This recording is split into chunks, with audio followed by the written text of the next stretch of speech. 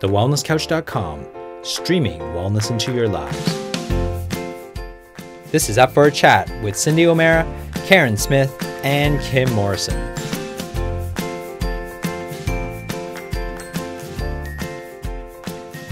Here we are, up for a chat about the hottest topics that are important to you, inspiring you to awaken the change within. I'm Carren Smith. I'm Kim Morrison. Oh, and I'm Cyndi O'Meara. Oh, and hello there. I was just kind of fading out into the wild blue yonder. Oh, as you do, as you do. Now, for all of our listeners, you guys will appreciate that we are getting exceptionally tech savvy. So once again, we are doing our recording on Skype, and I just love the convenience of this. It's pretty fabulous.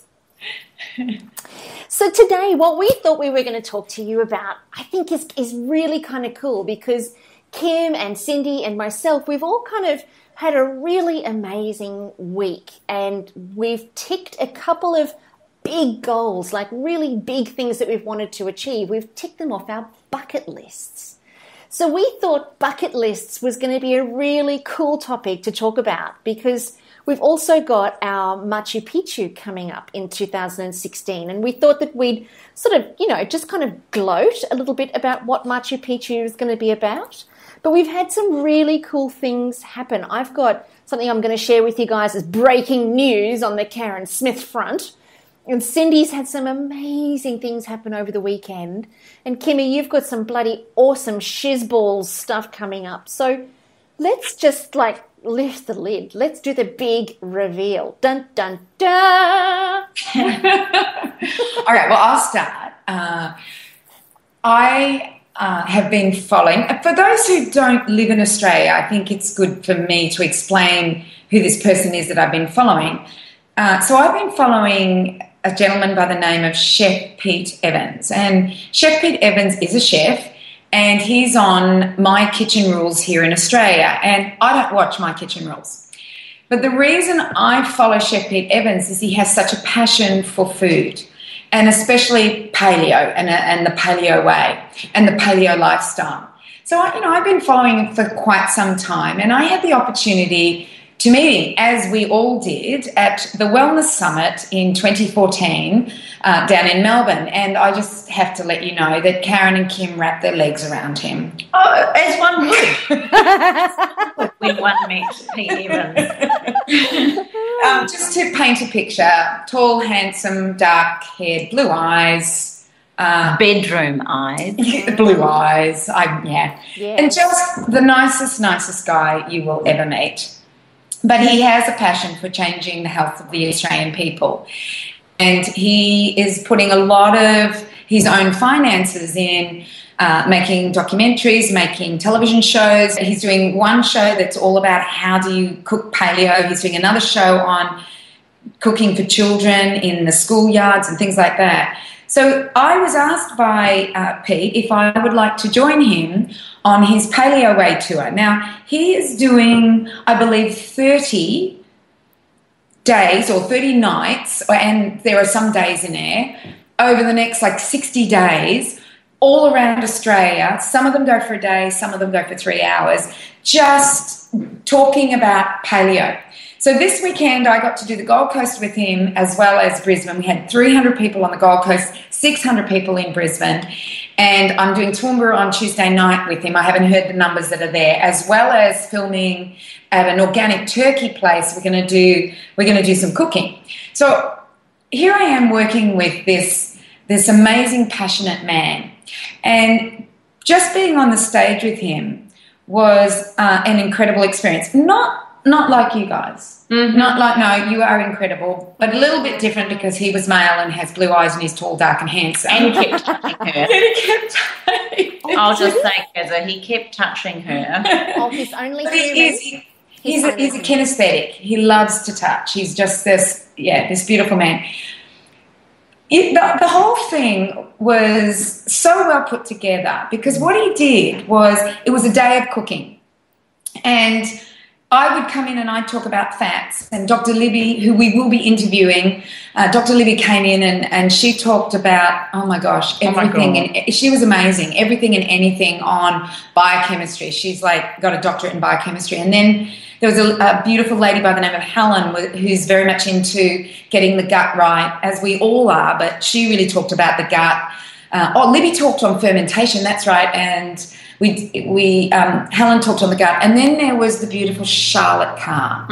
Charlotte Carr had a story and a half to tell. She talked about her young boy who had stemming, and up to 10 hours a day he would be stemming, which is getting your hands and just, grabbing them and pushing them and grabbing them out, pushing in and out and in and out, hitting his head.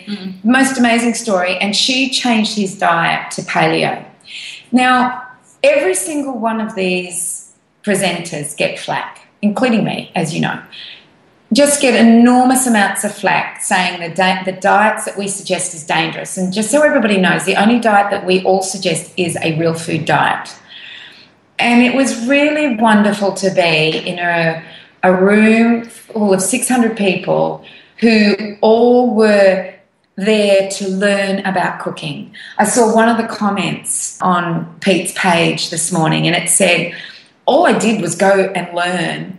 I wanted to learn about how to cook better. But I walked away from there realising I have to rethink what I'm eating.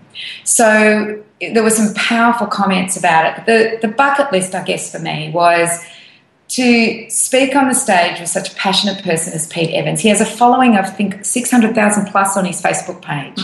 So he's no small fry here in Australia for all our international listeners. He is quite an amazing trailblazer, and got to admit, being on the way he eats, he looks pretty good. Would you say, Kim? I'm just saying that him and Luke Hines. Oh, yeah, Lukey. That's Luke Hines, personal trainer. I did hug them both just to make sure they walked their talk. And I can report they drew. Oh, nice. I had spoken to Luke a couple of years ago about, getting exercise and food together, but we never got it together. And now, he's with Pete, so I missed out there. But I watched him cook on that stage. Two men in the kitchen cooking on that stage the whole time. It was beautiful to watch, and I was just mesmerised by what Luke did on that stage. So, yeah, I forgot to say, Luke, how did I forget him out of that? Yeah, tall, blonde, blue-eyed. Is he blue-eyed? Was he blue-eyed? Totally, and muscly and handsome and just gorgeously, just fabulous. Yeah. So what did they cook? What did they cook on the stage? Well, the first thing we did was stocks. So all bone broths, and he talked about how to make different ones like fish broths and stocks and beef and lamb and all of our animals that we have in the wild. All of those ones he was talking about, and that was the first thing he did. And then it was really good. Luke said, all you do is pull all the juices out, and instead of having your cup of coffee in the morning, have a bit of turmeric and salt. I think that's all he put in. It was turmeric and salt. So at lunchtime, after they'd made the stock, they'd been making the stocks all weekend, but after they'd made the stock, I actually pulled that out, put some turmeric and some salt in it, and had it for lunch. And I've got to admit, it was beautiful, because I usually just have stock by itself. Right, but he said, just add this and do some seasoning, and it was beautiful. And Kimmy, after the day, decided that she was going to today. Come on, Kimmy, tell us. Oh my God, are you going to eat meat? What do you mean, what was I going to do today? Well, she had made a plan that she was going to not drink coffee today and no sugar, and that she would do stocks and... That wasn't for everybody to know. I just shared that with you. No, I'm not sharing that, because they'll think I'm an absolute loser. It was so cute. No, go. Are you eating meat, Kimmy? Oh, look, I left so inspired, came home and watered my beautiful herb garden, and said to Taylor, because it's only her and I at home at the moment, and I said, that's it. No sugar, no coffee, no processed anything for the next 10 weeks, and we're brothing it. I know, but I just said, that's our goal. That's the whole philosophy around paleo. And today, so far, I've had 2 coffees. It's one of the girls' birthdays at work, so we had to have chocolate chip cake, and I've had 2.5 a half, nearly 3 pieces of that because I didn't bring lunch. And so I'm figuring that I'll need to start tomorrow. Oh, you're hilarious. It was just so funny how she said it to me. I went, oh, well, I bet that was probably 2/3 of the population in there would have had a really good reason not, to make changes. And then I think the key to that is one must be organised and ready. That's really what I took from it. And I made the decision at 7 o'clock last night that that's how we were going, and woke up this morning and realised I had no food in the house, nothing to make stock with, and then was in such a rush that I thought I'll just have one of my keto coffees, and that's got me through breakfast. And then I got to work and everyone was having coffee and cake. I mean, you've got to partake in these things. Yeah. But anyway. it was so inspiring. And I can't believe she told you all this. well, it was inspiring and it made her want to change. But the thing is that Kim does everything brilliantly anyway. And it was just tweaking. That was all Kim was doing. And it was really funny in the office. The conversation in our office was, we're all going to do what Pete was talking about. And Pete is very strict. Pete is meat and veg. And he even admitted yesterday that he's not even eating hardly any nuts. So he's meat, veg, a few berries and seeds. Yeah, Carren, on stage. But apart from what he's eating on My Kitchen Rules, though. Oh, yeah. Well, he talked about that. That's only minimal. And as he said, he's not about... This is what I love about him. Even people like us, in the sense that, yes, I would love to eat organic every day, clean, and never eat cake, maybe, and do all those things. But the reality is, every now and again, I think what happens when you get really clean and lean with your diet, those little things don't matter. And as he said, he does that for the television show, and it's not about that he's so left-wing that he ever stuffs up. He chooses to or not to put that in his body. It's not that he can't, that he shouldn't or anything like that. And that was a major aha for me. That so many people think they have to be boxed into being a certain way. And, I would say Cyndi is paleo. Like, if you look at paleo as a philosophy, Cyndi is paleo. You're paleo, Carren, and I'm paleo. Paleo is basically functional eating and moving, eating real food, and really adhering to a healthy belief of self-care and honouring the planet and the environment. And there's a philosophy rather than a you can or can't eat this. But I appreciate the likes of Pete Evans is someone, it's like we need these real left-wingers, if you like, or people that really are incredibly strict around it to understand what your boundaries are. And what he advocates is a way of living, and being that way, it makes you think about your own philosophy, and that's what I love about him. He's a beautiful role model. That's what he is, and he's tweaking his body all the time. We tweaked it through just. How did I know that was coming? Oh my gosh! He's just one of those genuine human beings, and Excuse me, he called me Kimbo. Kimbo. Oh no. Oh yeah, they're like him. And now we can go off me, and we can actually now him, because Kim is actually going to be with him in New Zealand on the Paleo Way show with Chef Pete Evans and Luke Hines. Kimmy, congratulations! I know, I'm so excited because Yvette, who runs Earth Events and everything, she sort of said to me, well, it was actually Dr. Brett Hill originally that said, you're going to be in New Zealand, why don't you come and be a part of Pete's show? And then I put it in my diary that night because I thought, okay, I'll just email him and say I want to be part of your show. I didn't. But I wrote it on my vision board. I meditated on it. And it wasn't the next day. It was 3 days later, I got an email from the event organisers saying, we hear you might be in New Zealand. Would you be interested? Oh, wow. And then I just freaked and then went, well, actually, I happened to be over there on a holiday with my family, and then they said Auckland on the 28th, Wellington on the 29th. Now, I knew I'd be in Wellington on the 29th, but now I'm flying up to be there on the 28th, which happens to be my birthday. So what an honour and a privilege to be speaking. And you know what I feel so proud of is that my beautiful Kiwi followers and those that have followed me for a long, long time will know that I have worked very hard and very, very with intent. And when I say hard, I just mean staying committed. I've never given up. Persistent. And to actually, it's a funny thing in New Zealand, and I think it's the same in Australia. You send through these media releases and you say what you're doing, and people are kind of like interested, but it's not world-breaking unless you're some incredible. But now the fact that I'm coming with an Australian contingency, they're now interested in what I'm doing over here. And it's the same for Australians. It's not until they get American media coverage that the Australians go, oh, we've got this amazing megastar in front of us. I don't think countries really honour their true hero. International recognition, which is a bizarre way of looking at it, full stop. But regardless, I'm very proud, very excited. And then Pete goes, Kimbo, because we're quite on the first time, you know. How gorgeous. I do have a photo of everyone looking at the camera, but he is looking at me.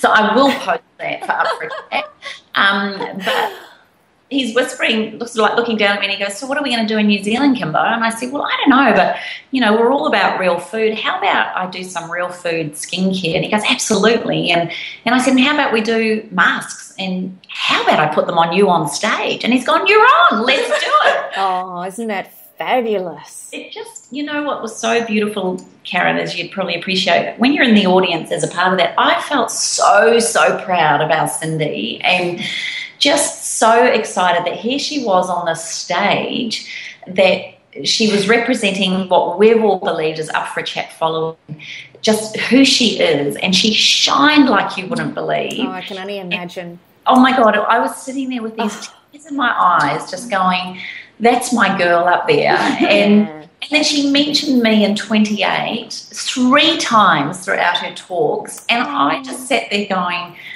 wow, she's talking about me. And from that, I had people come up to me saying, oh, my God, you're the Kim Morrison. Oh, my God, we listened to Up for a Chat. And some came up to me and said how you use 28 and how inspired you are by me, Carren, and Cyndi.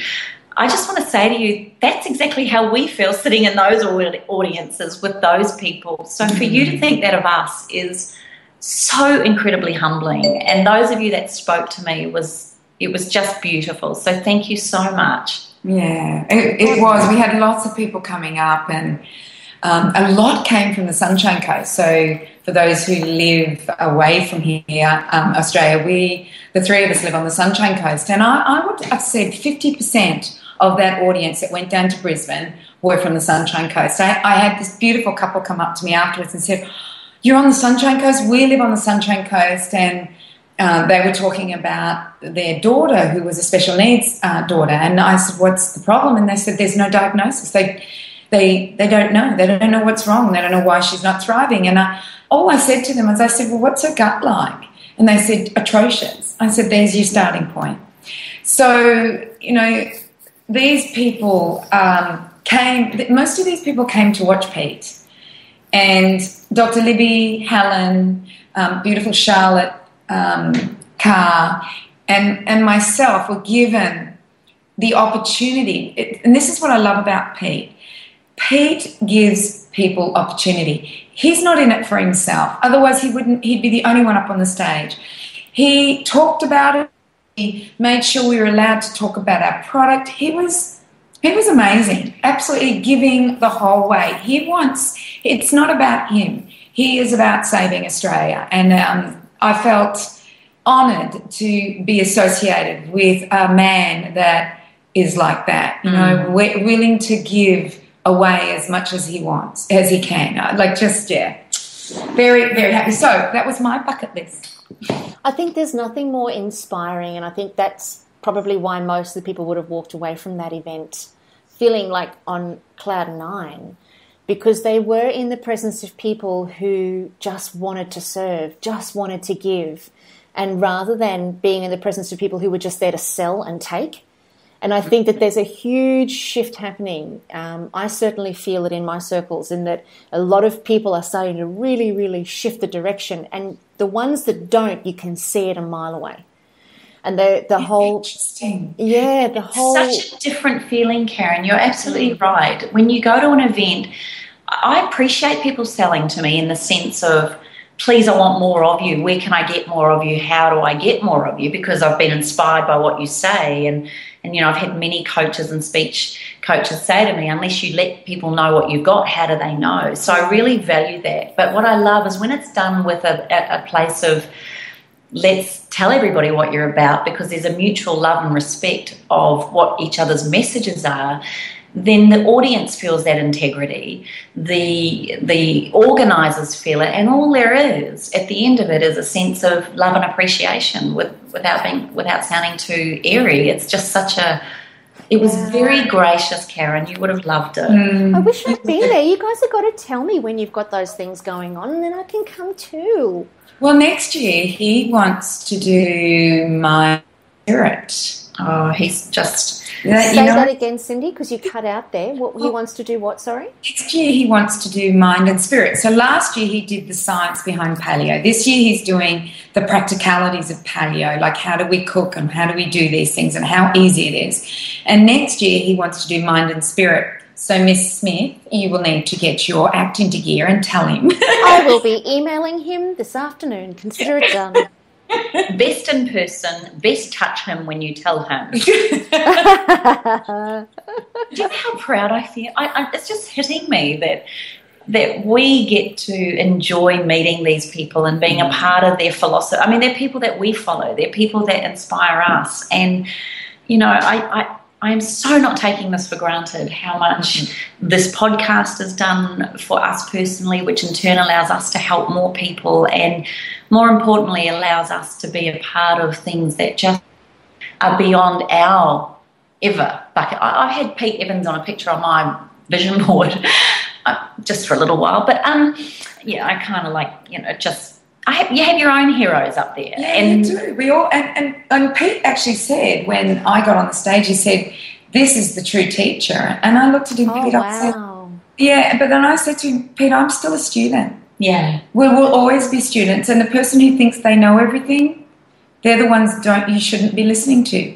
It's the people who are still learning, because there's no way we can know everything, and we're all students, aren't we? Yeah. Like, I know you are, Carren. You're a perpetual student. Totes. Which is why you weren't there yesterday. You were obviously working. Well, thought of. How's it working out for you, the year of not working too hard?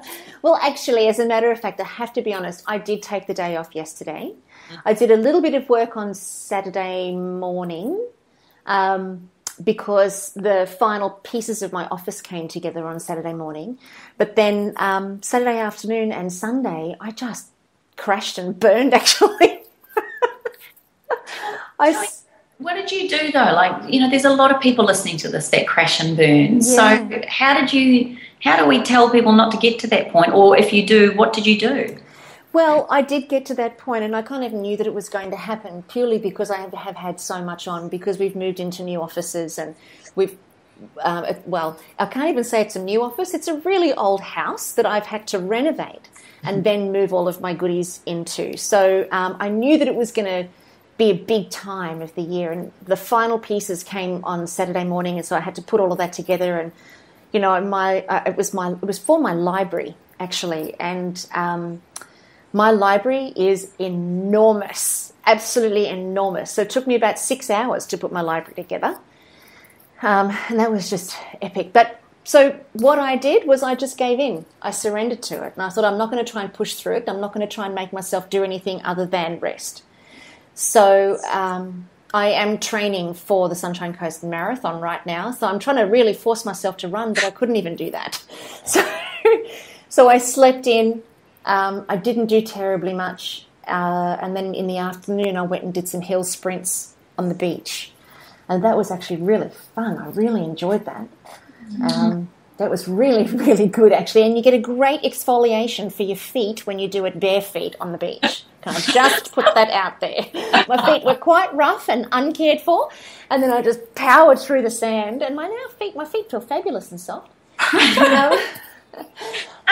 But what I did, I went to the farmer's market and I bought the most beautiful vegetables, because I've been inspired by Cyndi with your bone broths and all of that. And so I Googled vegan bone broths, and I actually found some beautiful recipes with the primary ingredients being turmeric, ginger, olives, and seaweed.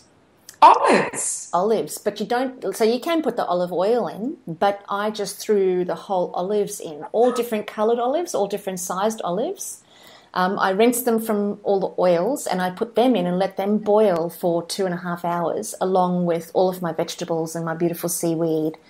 And fresh turmeric. I bought the turmeric root and I ground that down, and then I bought fresh ginger root and I ground that down, and I like whole big lumps of them, big nuggets of them.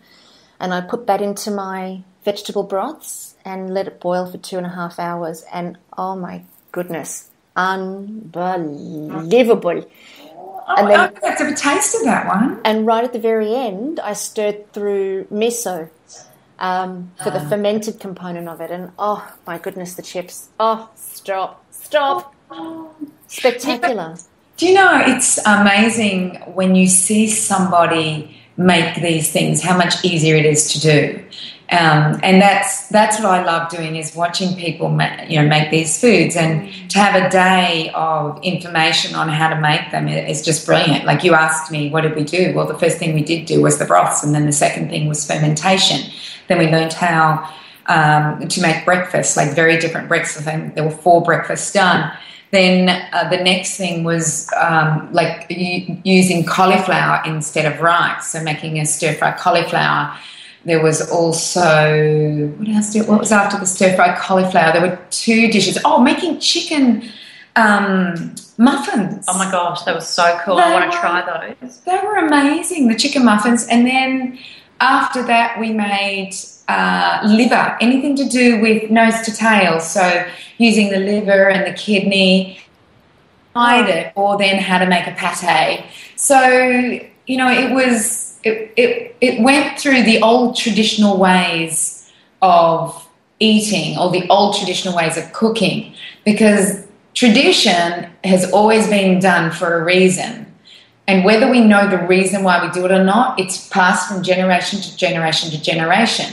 It's just that when science took over and thought that tradition was a waste of time and figured out a new way of doing things, that we started to have the problems. And so going back to our traditional ways are wonderful. I don't know if you know what I love that about you, Cyndi. Have you noticed, Carren, whenever Cyndi speaks, what I really love, because of probably your anthropological studies and the understanding of that, you don't lecture and preach just always about what people should eat. I love the way you always explain how things have evolved, but you all pay homage and reference and honour to our forefathers and foremothers, and that's one thing. And this is no disrespect to Australia, but compared to New Zealand, Australians do not honour the Aboriginals and their Indigenous culture the way we do in New Zealand. And I appreciate that the Aboriginal was a wanderer, or nomadic, a hunter-gatherer, as opposed to the warrior of the Māori in New Zealand. But I really would love to see more of that, because the minute you start connecting into that heart and soul of what this country, it actually just takes my breath away sometimes when I think about what this country, Australia, is about, is phenomenal. And I love the way you always honour the land in that way with your talks, and you did that beautifully yesterday. Oh, good. I actually told a story, and I don't know if I've ever told it on Up for a Chat. No, I think you should tell it. It's a story. You've probably heard it, Carren, and in my talk. I do love to talk about it. And like I became really interested in the Aboriginal culture, a long time ago, and bush foods and things like that. But it wasn't until I read the book, The Dig Tree, that I understood the real importance of the survival of the Australian Aboriginals in this harsh climate. And one of the foods that the Aboriginals would eat in the central area of Australia near the Cooper River was a food called nardoo. And nardoo is a grass that's got a seed in it. And it could easily be like a wheatgrass that has the wheatgrass seed, but it's called nardoo. And the Australian Aboriginals traditionally have always, and they believe there's a 60,000-year basis to the Australian Aboriginals on this land. So who knows when they figured this out, but it has obviously been something that they figured out. But they would collect the seed of the nardoo, and in order to eat it, they would grind it, they would wash it, and then they would have to cook it. And then they were able to eat it. So when Australia was first settled by white man, there were many explorers, and one of the two of the explorers that we hear about which was a fated expedition, were Burke and Wills. So Burke and Wills had to go from Melbourne back in 1800 and something, I can't remember when it was, all the way up to the Gulf. They wanted to put a telegraph through the centre of Australia, and they wanted to find the best route to it. So with a group of people, they did this. They got back to the Cooper River, where the Aboriginals lived, and they lived on the nardoo and the fish and the kangaroo and the wallabies and the possum and all the traditional Australian foods. And they got back there and they had no supplies left. But they did have water on the Cooper River, and they did have meat and fish. I won't say chicken because probably no chicken there, but meat and fish, so red meat and fish. Yeah. And they noticed the Australian Aboriginals, and they were never interested in learning the culture of the Australian Aboriginal. They wanted to just conquer the land. Mm-hmm. And so they basically ignored them. But they did notice that they collected this plant. So they knew that if they just eat meat and water, that they would perish from scurvy. So they felt that the greens would give them the nutrition that they needed. So as well as eating the water and the meat, they would eat the nardoo, but they didn't prepare it properly. And as legend would have it, it was always believed that Burke and Wills died from water and from lack of water and lack of food. But in actual fact, they had the water and they had the food. What they died from was an anti-nutrient in the nardoo, which then caused them a B1 deficiency. That's what they died of in actual fact. But there was one other person called King in the group who joined the Aboriginals, and he was rescued, I don't know how long after that. But, this is what culture and tradition does. It teaches us what foods are good for us and what are not good for us. And it's like the wheat grain at the moment. Why has everyone got a gluten intolerance? Is it because of the chemicals we've used? They've hybridized it, the way we consume it, we don't prepare it properly. Should we be grinding it on stone, not in metal? Should we be using it with the germ and the bran in it? Should we, when we make bread, be using a sourdough that goes for 3 days, not half an hour, with a yeast that's been made like back in the 1970s and 80s? So culture and tradition actually is done for a very good reason, and it's survival. For the most part, it's our survival. I just love the way you talk like that. And I think for you, even I know we started this off talking about bucket lists, but even you saying that, now I really want to do something in the middle of this country. I really want to have a bucket list trip where I would love to spend time in the Aboriginal culture and to see what they do. Would you, Karen? I could think of nothing more extraordinary. I don't want to eat the worms, and I don't want to poo in a hole in the ground, but I definitely want to experience the magic of the Aboriginal culture. I've got a really, really dear girlfriend of mine who is very connected to her own Aboriginal culture and her family. And to sit and talk to her about the stories and what they do and why they do it and the logic behind it and what they know that we're only just discovering now. Oh, my goodness. It just, mesmerizing. I think there would be nothing more exceptional than for us to do an Awaken the Change Within tour in the Outback. Oh. Well, I noticed Pete Evans did, Chef Pete Evans, who we were talking about in the beginning, he's doing a television show called The Paleo Way, I think it's called. And I know that he went to a culture, I'm pretty sure it was him, or maybe I saw it on another television show. He went to a culture in far north Australia, and I don't know if it was the Kimberleys, the Northern Territory, or Queensland. I cannot remember where it was. But this is a culture that they are still hunters and gatherers. They're not the traditional hunters and gatherers that you would have seen in the 1920s, where they didn't wear a stitch of clothing. They were slim, muscly, amazing-looking people. Now, these ones, they wear clothing and they do have homes up there, but they live off the land. And they were talking about the turtle and the spiritual and how they do it. And I seem to remember another one which was about the Inuits and their tradition of eating the whale and the spirituality behind catching that whale and what it means to them. So, look, culture and tradition can teach us so much. We've just thrown it out the window. And even our young boys, they've lost their culture and tradition. Our fathers and sons don't do the culture and traditional initiations of the boyhood to the teenage, from the teenage to the adult.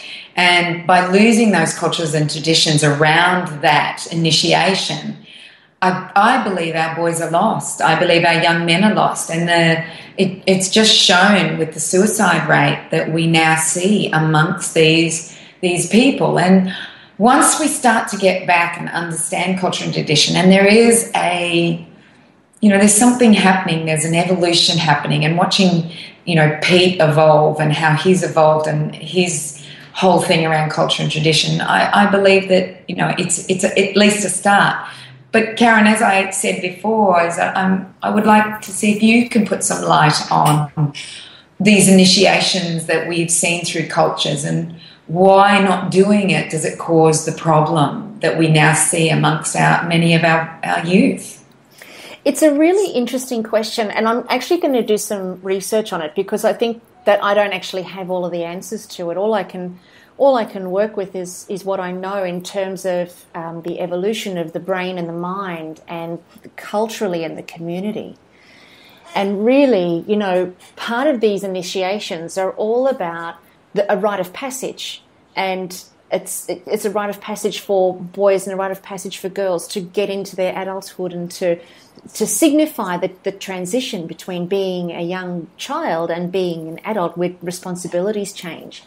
And I think that by us not passing down those stories and not passing down those traditions anymore, I think the delineation for children, or for us as evolutionary beings and expansive beings, the lines are getting very blurred. Like, even if you look at it now, our young kids, now they don't leave home until they're 28 and 30. So technically that's kind of, even just that, it's still blurring the lines, that they're still heavily dependent. And from a mental and a psychological perspective, being dependent for that amount of time, or having conflict as to whether you're independent or dependent, because, a lot of the kids that are staying at home, they're wanting their independence, but they're still dependent.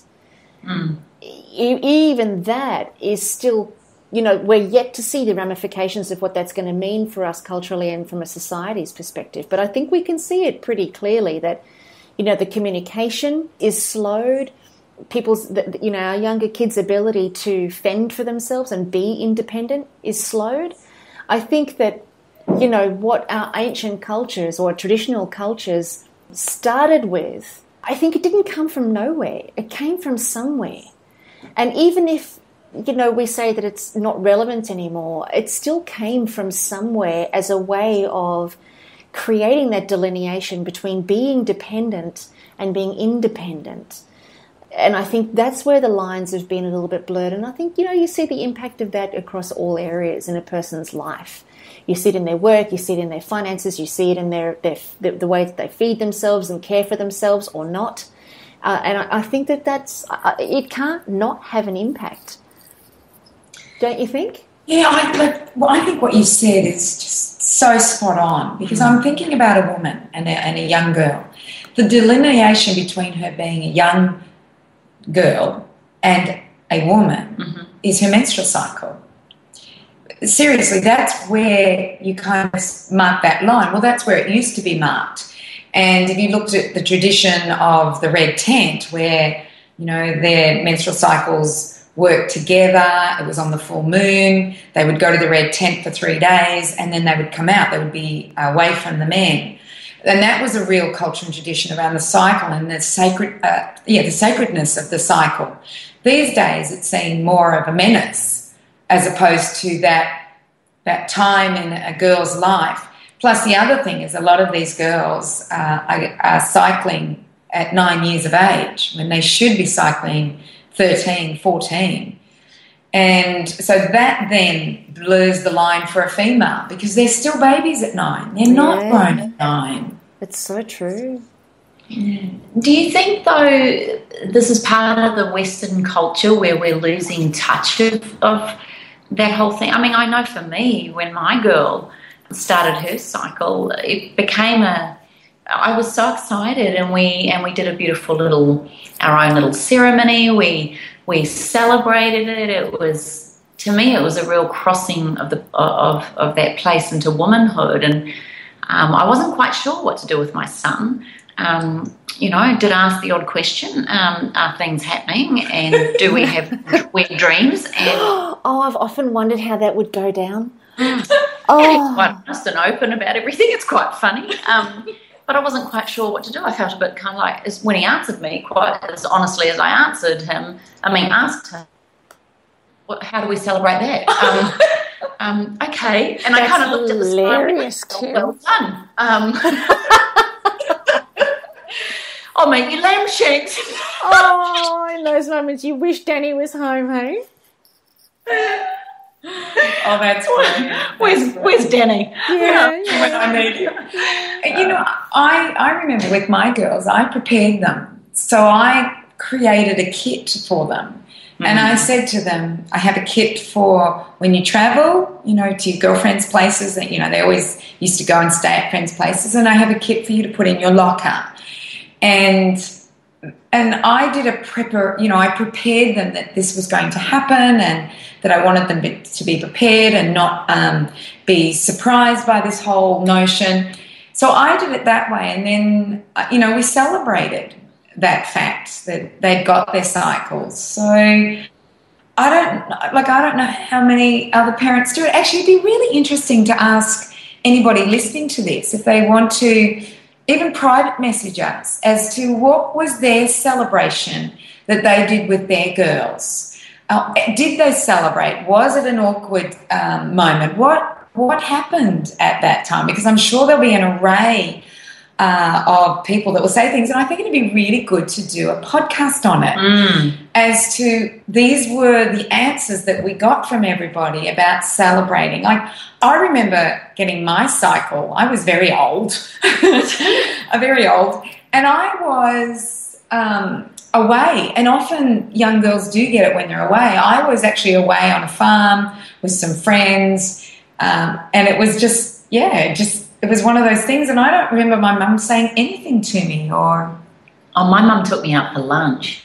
We're talking about, we're kind of going, a little bit away from our bucket list conversation, but there's a part of me that thinks, wouldn't it be lovely from a bucket list point of view for young women and young men that there was some way that we...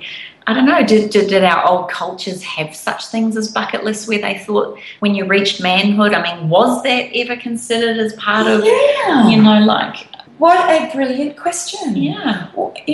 Culture and tradition, did they have bucket lists? Did they want to climb that mountain that was in front of them? Did they want to be taken out hunting when they knew that they reached a certain age? And maybe that was their bucket list, was culture and tradition. Because I tell you something, I was on the side of the mountain in the Himalayas when I went over there a couple of years ago and took my retreat to India, and I had the privilege of walking up the part of the mountain, and I asked these beautiful local Indians, what are their dreams? What are they, and do they get frustrated with the poverty of their country, and how hard is it? Because there's 400 million middle-class Indians, and they said the most beautiful thing. This is so amazing about the culture of India, but they were like, we don't ever compare ourselves. This was these people talking, so I'm not maybe suggesting everybody feels the same thing, but these people said, look, part of our culture is we don't judge. We accept where we're at. So if we were born into poverty and we lived in the slums of Mumbai, or, if we were born into middle class, or if we were born to the very elite and wealthy, we consider that part of God's choice and God's journey. And I'm assuming their gods would be around Hinduism or Buddhism maybe, or whatever it is that they follow. But they said, I don't know if they think of it in bucket list terms. It's more about an appreciation of where they're at, and they trust that if they do the good things today, and if they honour their culture and their parents, their upbringing, and they honour the fact that they're not hungry, and they honour all of that, then their belief is that their next life will be a greater gift, and that they may be blessed to be born into middle class India or wealth, or whatever it looks like for them, or for some of them to play cricket for their country. So it was very interesting I wonder if some cultures and traditions even have bucket lists, or whether they're more interested in just being in the now. I don't know. And that's a real possibility, is being in the now. And we, Carren, we talk about this all the time, is, being in the present. Having a bucket list is perhaps not being in the present. But then I'm sure, like I'm thinking about the Aboriginal culture, there were celebrations throughout the seasons. When a certain tree turned, the eels would come up the river, or when a flower came out, they knew a certain fish would be coming into further into. So was that when they had their celebrations? But yeah, isn't that funny? This culture wants bucket lists, and I bet they didn't have them. Mm. It's interesting, isn't it? It's a whole set of questions now. It's a whole kind of rabbit hole. It's really quite fascinating, isn't it? Who would have thunk we would have gone down this path with bucket lists? Really? You say that on the computer because it's not seeing you live. I'm scared you're swearing.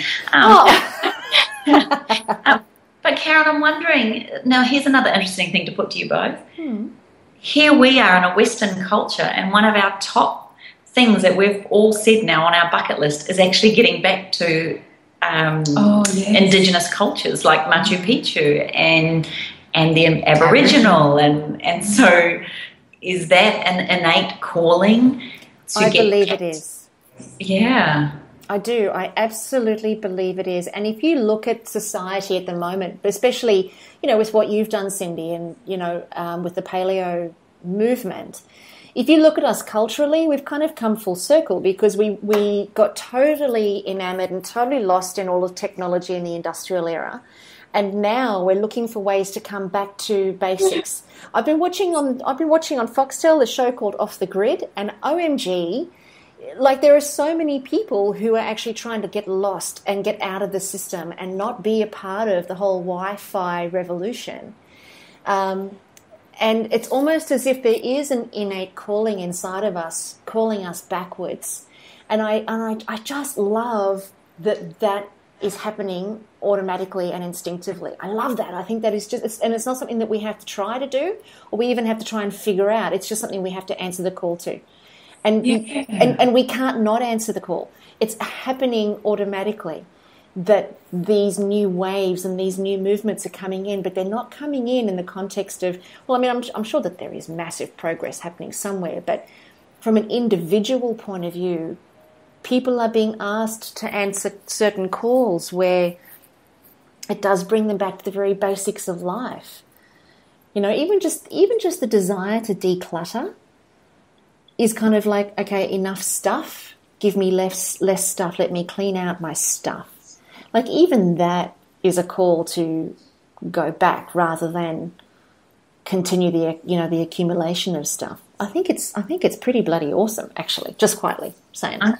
I'm agreeing with you. I want to ask you both then, how and do you and would you have more things on your bucket list? How do you create a bucket list? What makes you dream of doing Machu Picchu? What is the thing that inspires us to want to even create a bucket list? Because I always say to people that whenever I talk, occasionally I'll say things like, for some of us in the room, we have the money and maybe the time to go on a world-class trip. We have time to, we could go and do whatever it is that we wanted to have on our bucket list. But other people then limit themselves by thinking, I could never do something like that, or I never have enough time, or I'll never have enough money. And my argument is always, well, you know what, it's never about time and money, it's about what prioritizes you. So for some people, their bucket list might take them 5 years to create, or it might take 2 years to create, or 10 years to create. So what do you both think is your realm of what is considered a bucket list, and how do you both go about creating your own bucket lists? That's a very good question. Do you want to go first, Cyndi? Yeah, because it's funny, I've never really had a written down bucket list as far as what I want to do. It's experiences. That's what it is. It's what are the experiences that I want. And I've never really written it down, although, when we talked about Machu Picchu, all three of us went, yes, we want to go there, because that's a sacred healing place. Or there's a vibration there that is in all the sacred healing places around the world. And maybe what you were saying, Carren, there is this pull for many people to go to those places. But if I was to tell you my hopes and dreams, then I've written those down. And it's always been about what I want to achieve with changing habits, as opposed to what I want to achieve as Cyndi O'Meara by herself. Yeah, and I think about, you know, Howard, and he is very much a person on the move. And I think about the 30 years with him that I have been to extraordinary places which I would probably have never been to. I probably would never have travelled around Australia for 2 years, or, you know, gone to Africa, to Botswana, and this year we're off to Namibia, which freaks the hell out of me. But anyway, I'm going. Wowza, that's brave. Yeah, just, you know, so, and, you know, the three of us saying, let's go to Machu Picchu. And I probably wouldn't have made Machu Picchu for quite a few years. But the thought that we're going next year is really, really exciting. So it's other people who propel me to do a bucket list for Cyndi O'Meara, but it's me who propels the bucket list for changing habits. But I do, you know, I have a vision for changing habits that's greater than me, far greater than me. And and maybe, I don't know, maybe they're the same. Maybe that bucket list is the same. I don't know. But here I am, you know, trying to come up with an answer, but you just confused me more, Carren. I didn't ask the question, actually. It was Kim. What do you do, Carren? Yeah. And it is such a perplexing question, actually, because I've never stopped to think about it. I think I got inspired to go to Machu Picchu after I read The Celestine Prophecy, because that was one of the first books that I read that started to open my eyes about spirituality beyond me, and it was spirituality inside of a culture, and the Mayan culture is, you know, what's well known for Peru. And they talk about it a lot in the Celestine Prophecy. And then that was like and the Celestine Prophecy is written so beautifully. It's a story that you dive into, and a book you just cannot put down. It's one of those, it's like juicy and meaty, and it's just, you can't put the book down. So that really inspired me for Machu Picchu and the Inca Trail and the beauty of it. And you've only got to Google it to see the breathtaking experience that it is.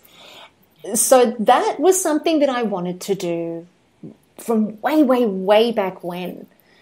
But I think now, as I think about my bucket list and the things that I'd like to do, I think about myself as a person. I certainly have a bucket list of what I'd like to do with the business.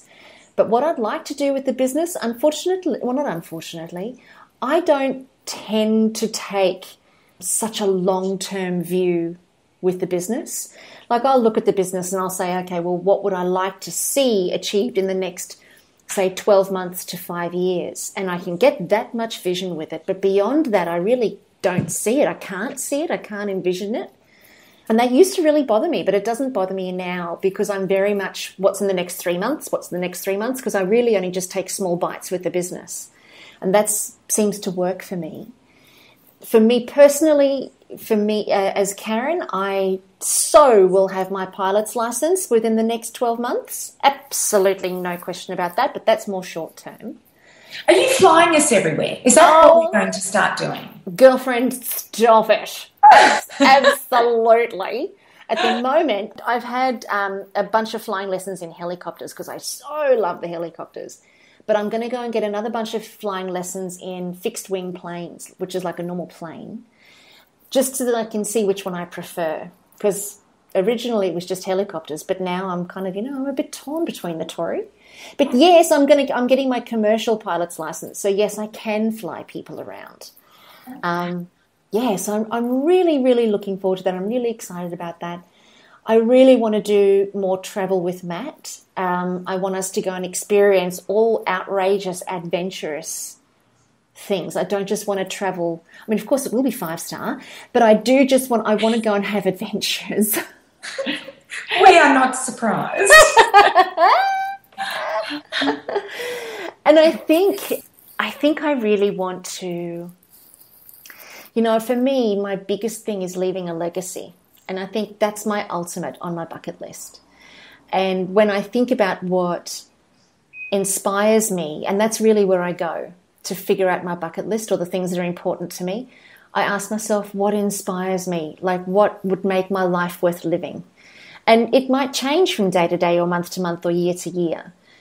But for me, one thing that has been consistent over the last 5 years, and it has never changed, and that is to move the hearts and minds of millions and millions and millions and millions and millions of people worldwide. Just throw in another million. Why not? Go for the billion. Yeah, okay, let's go billions and billions and billions and billions of people. And it comes from a place of, I honestly, I almost can't put my finger on it, because as soon as I think about it, I almost feel like I could sob. And it comes from a place of absolute surrender, like giving. Like, I'm not doing it from a place of making money, and I'm not doing it from a place of wanting to be famous. It's from not those places. So whatever not those places is, that's where it's coming from. I don't even have an explanation for it, because it feels like it comes from the deepest seat of my soul. And this year, after we just completed the wellness breakthrough, and this is the little piece of surprise that I was going to share with you girls, we did a breakout session at the wellness breakthrough that us 3 girls attended a couple of weeks ago. And in the breakout session, all of the speakers went to separate rooms, and I had my room, and there were about 16, 17 people in my room with me the whole time throughout the breakout session. And they didn't want to go to morning tea, afternoon tea, so we kept talking through the afternoon tea. They didn't mind not, missing the first part of the next session. They just wanted to stay in the room and get complete on what we were talking about. And it was extraordinary to me. I do that kind of work one-to-many in my Mindset Mastery and my Inner Circle events, which are, very exclusive events and not available to the public. But it never occurred to me to actually take that style of communication to the general public, where these people walked into the room and they had their questions, and I said, I'm all yours, I'm open, nothing's off limits, ask me your questions and I'll work through them with you. And we had questions after questions after questions about my marriage, my relationship, how do I stop my thoughts, my head's so busy, how do I be single and be happy? What's the point of being in a relationship? There were all of these questions that came up. And the people who left, everybody who left, had mascara running down their faces. Their eyes were bloodshot and red. And it was moving for all of us. And I didn't realize the extent to which those kind of sessions are transformational for everybody in the room, even if they didn't ask a question of their own. So yes, I happened to be just a little way away from the door, and this girl comes out crying her eyes out, and I just looked at her and I said, "You're with Carren, aren't you?" We've been there. We've been there. It was transformational for me. I really went there for my own personal breakthrough, and I really got it. I really, really got it. And the messages and the phone calls and the emails that I've had from every single one of those people in the room since the breakthrough has it's been beyond my comprehension. And I know that that's something that really makes me happy, is to be able to be sitting down rather than primped and proper and in high heels with big hair and all of that. To just be sitting down and to be in the vulnerability of humanity with other people, where we're all transported to a oneness. And I know that probably sounds a little bit out there, but that's really how I felt. And so I decided that I was going to do a world tour starting this year of that kind of delivery. And I'm working with a couple of different people at the moment to bring that to life. But initially I thought it would start in September, but this morning I woke up and I went, no, it's actually not starting in September, it's starting in June or July. So that's next on my radar, and I feel really excited about it. I feel really, really excited about it. And of course, everything will be recorded, everything will be transcribed. It will all be, accessible afterwards. And it's going to be so cheap. It's going to be so cheap so that everybody and anybody can come. So what are you calling it, Carren? Well, I've been thinking that I was just going to call it Carren's Couch on Tour. Everything that's life, love, mindset and miracles. Is kind of my could theme. Be Carren's bus. Could be. But the way that I picture it is just the big couch on the stage there with beautiful flowers and a beautiful couch for somebody who's got a question, and then they come up and sit on the couch and we chat.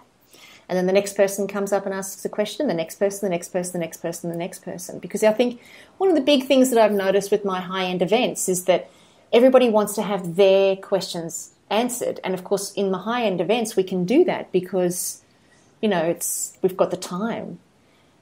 And I think and Byron Katie is like that. And I think when people to transform their own selves, like you said, even if it's not you up there, there's a part of you that grows and learns from that as well. And it's funny you should say that, because on the weekend I just had the graduates come through my first program, and I did not know how to articulate in words what our program gives to people. And I just want to share with you guys, if you don't mind, but I just think it sort of captures things so beautifully when you get something like this. I came for education on oils and how to use them for the facts. I wanted to know how to reduce the chemicals in my environment in addition to food. That's what I came for, and that's what I got. But oh my gosh, I actually got that times by 1 million. I was lovingly invited down a path to self-care. I was empowered by my preconceived ideas about myself and others. This course gave me what I wanted, but more importantly, what I needed. To love myself actually truly, so I can offer that to my world.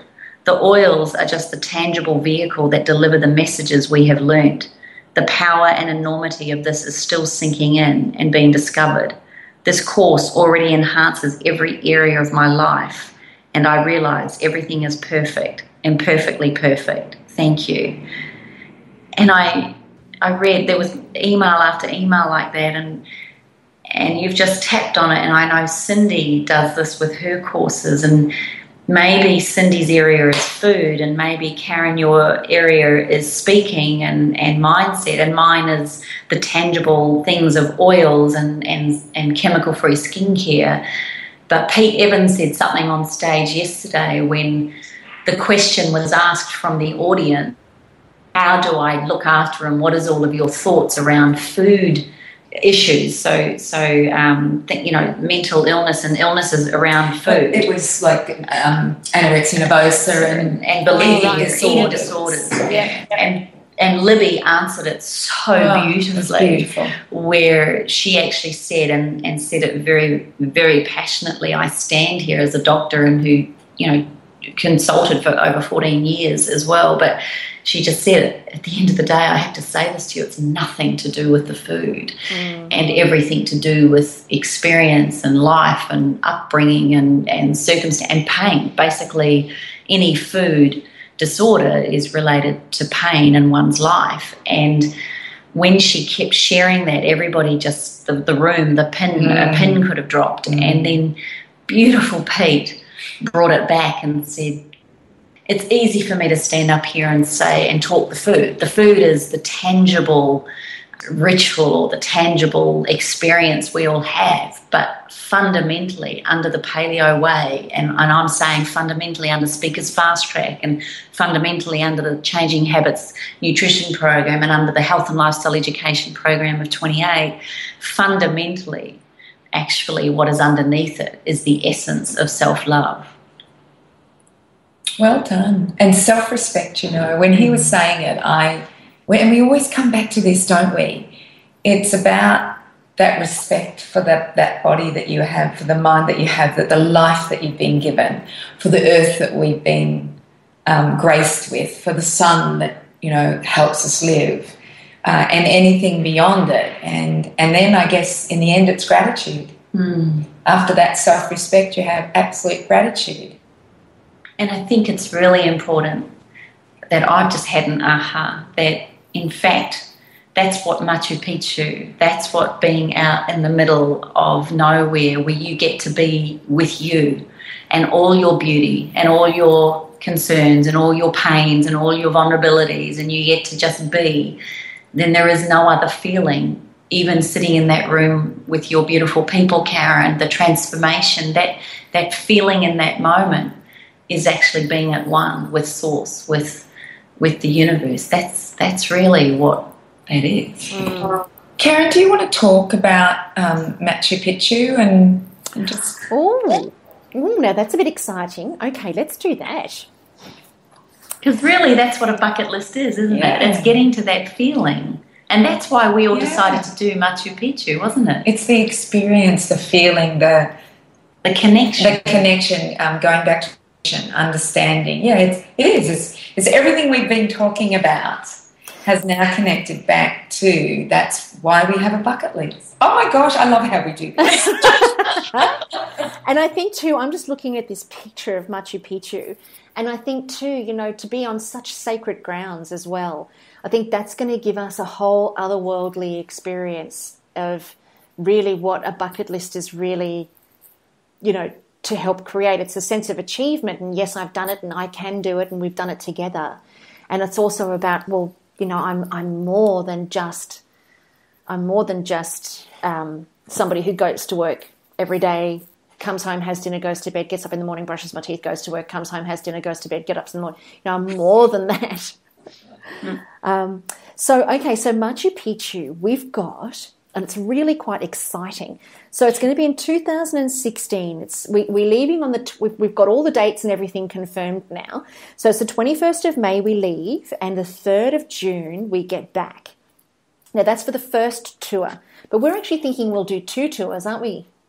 Yeah, because we've nearly booked out our first one. We have. We've got 2 spots. Well, actually, potentially only 1 spot left on that first tour. So we're thinking we may do a second group that goes from the 4th of June to the 14th of June, 2016. Now, if we can get enough people, if there's enough people out there who actually want to come with us and hang with us, wait till you hear the itinerary, but go out and buy the Celestine Prophecy. If you have not read that book, read that book.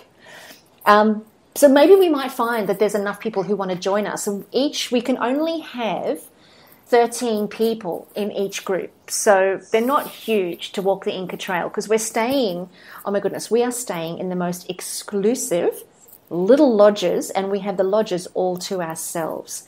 And there's 2 people to a room, and they're these beautiful stone lodges that are just perched on the tops of mountains, looking out to the most extraordinary views. It'll just be covered in cloud, and they call it the ghosts of Machu Picchu. So there's this haunting feel along the Inca Trail that these little lodges are perched in the middle of, and it's just, it's breathtaking. So we're going to arrive in Lima. Everybody flies into Lima, and we have a couple of days in Lima just to get over the jet lag, because it's going to be a pretty big tour. I think it's about 20 hours of flying all up, maybe 22 hours of flying all up. So it's a big flight, and we're flying Qantas. So it's a safe flight. So we've got a couple of days in Lima where we're just going to be doing a little bit of sightseeing around Lima. It's a really cute, eclectic little area in South America. And then we fly from Lima to Cusco in Peru, where we will have a couple of days to acclimatize in Cusco, because Cusco is really high altitude. So the body is going to need a little bit of adjustment time there. But while we're there, we're doing the Sacred Valley full day tour. And you want to see the photos Oh my God. We are so meditating. We are so meditating our way through the Sacred Valley. Can I just put that out there? Oh my gosh. Oh my goodness. And then we explore a little place called the Pisac Valley. And the Pisac Valley is, it's a beautiful trail that winds uphill for about 2 hours. We'll have plenty of time, and it takes us to the most extraordinary views, these snow-capped peaks. And then we come down the other side of the Viasha community, where we're going to go and have lunch and have a look at the restored Inca Trail. So it's absolutely, the history and oh my goodness, I just get excited. And then we start the trek. And we trek through the Inca Trail, and it's, through Machu Picchu and the Machu Picchu sanctuary, and the sites and the ruins of the Mayans and the Incans. Oh, would you just stop? And that's where we're going to go and stay in each of the little lodges. And then we wind our way back, and we come back into Cusco, and then we've got a couple of days in Cusco, and then we fly back to Lima. And then we've got a day in Lima to wind down before we fly home back to Australia. So it's about 11 to 12 days of the whole tour, and then we've got we lose a day in flying time. So we'll be back on the 3rd of June for the first tour, and then the second tour will be back around the 14th of June, maybe 15th of June. So it's just a breathtaking trip, and I think we should tell everybody the price. What do you girls think, or should we leave that as a surprise?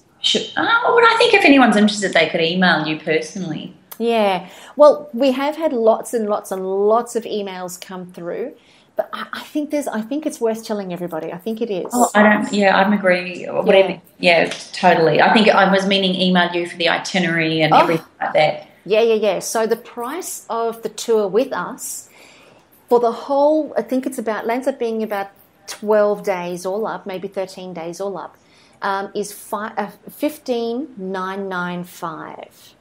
And there's a $2,000 deposit to secure your space, and then we just pop you onto a payment plan.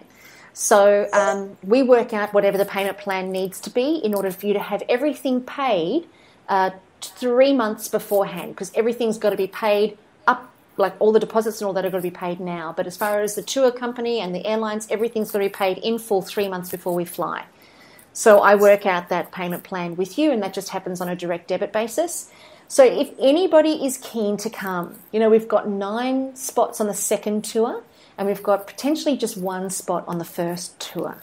So if you guys want to come, email me at info@carrensmith.com. Send me your email, and I will send you back the spectacular itinerary where you can read everything and see everything for yourself, where we're going to be and what we're going to do.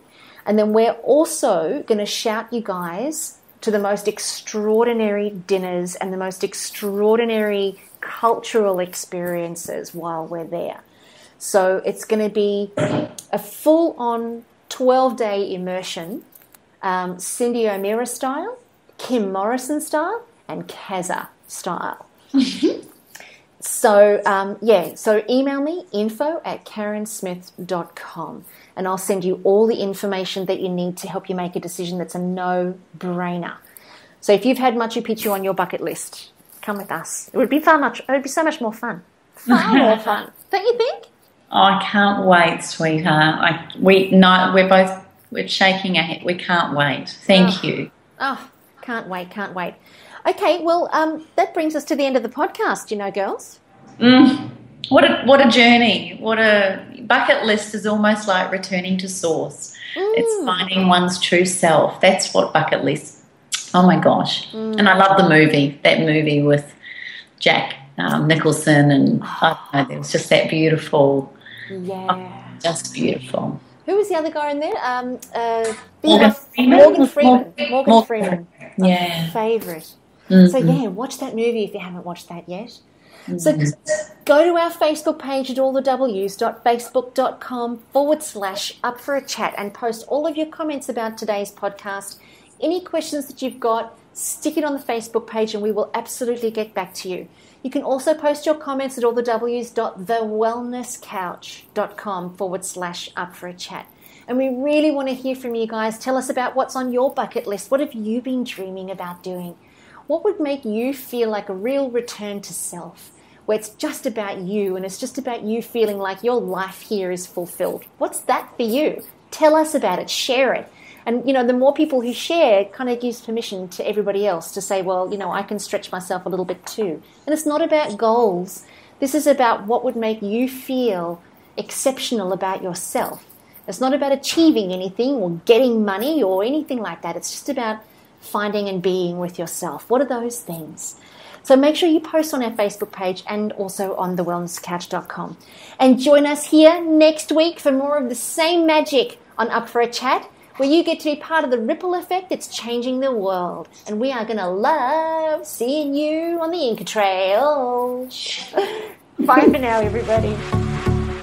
This has been a production of TheWellnessCouch.com. Check us out on Facebook and join in the conversation on Facebook.com/TheWellnessCouch. Subscribe to each show on iTunes and check us out on Twitter. The Wellness Couch, streaming wellness into your lives. Whilst the Wellness Couch presenter endeavor to provide accurate and helpful information to their listeners, these podcasts cannot take into account individual circumstances and are not intended to be a substitute for health and medical advice from a qualified health professional. You should always seek the advice of a qualified health professional before acting on any of the information provided by any of the Wellness Couch podcasts.